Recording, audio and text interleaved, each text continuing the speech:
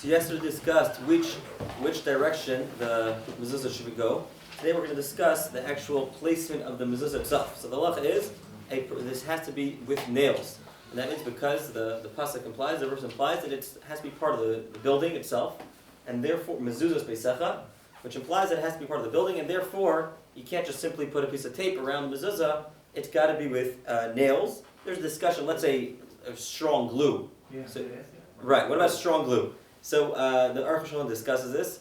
Aruch HaShulchan says this would be fine because it's just as permanent. However, some say that no, strong glue is ultimately just glue, right? In order to be part of the building itself, it needs to be built into it, which is only by way of the nails. So it's always preferable to do nails. However, there's one other way to do it, and this is what we mentioned before. If a person can't do nails for whatever reason, you can also carve out into the doorpost itself and place it in there, obviously in a way that's not going to fall down. And in this matter, it's still considered part of the building because it's literally part of the building. So that's another way to do it. You'll find this sometimes in the old city of Jerusalem. They do it like this.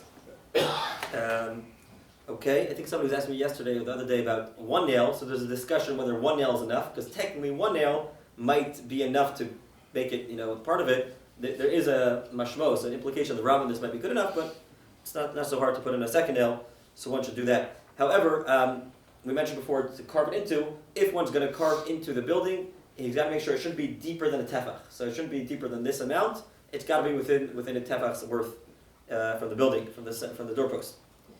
Okay, the next halacha is that one is not allowed to, let's say a person had a doorpost, so you're not allowed to first put on the mezuzah and then attach the entire doorpost to the structure of the building. This would be called taseh v'lo min asui. A person has to put a mezuzah on a structure, on a building, on a doorpost that's currently obligated, whereas putting it on a doorpost and then putting it on, we've discussed this in many different, there's many different manifestations of this halacha, but a person's got to make sure that everything's in place, the building's in place, the doorpost is in place, and only then put on the mezuzah. Okay, now we're going to discuss the actual direction, the placement of the mezuzah itself. So if you'll notice, in our mezuzah, actually over there is, I have to look a little closer, I can't really see. But there's a difference of opinions between the Mechaber and the Ramah, and this is based on an argument between Rashi and Tosfos and Rabbeinu Tam, his grandson.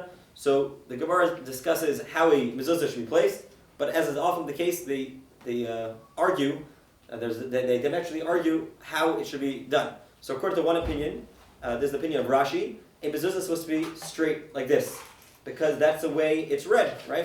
According to Rashi, you read a scroll like this, and therefore the mezuzah should be placed like this as well. However, according to Rabbeinu Tam says that no, you read it while it's lying flat.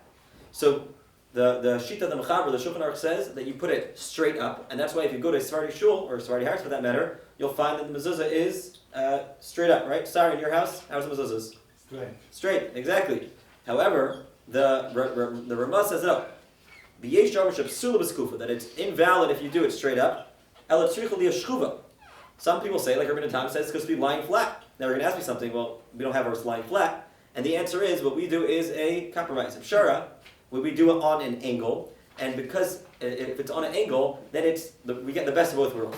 Because each one only invalidates the other opinion, right? Rashi only invalidates it when it's completely like this. And Rabbeinu Tam only invalidates it when it's completely like this. So if you do like this, then you're really catching the best of both worlds, and it's not invalid according to any opinion. And that's why most Ashkenazi houses will have the mezuzah on an angle. There's no clear, there's no halacha which says which does that be 45-degree angle or 30-degree angle. That's not written so clearly, but it has to be that you look at it and you see right away it's visibly on an angle, and that's the custom how we do it.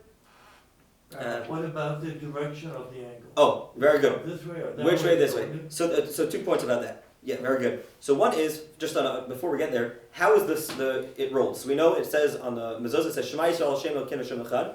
So the Shulchan Aruch says it has to be rolled in a way that when you unroll the mezuzah, the parchment, the first you unroll to Shema, right? Because in Hebrew it's written from right to left, so you open it that way, and the first word you see is Shema, and not that you open it from the back end, and that where the first word is going to be Echad, which is the last sentence. So that's the way it should be rolled.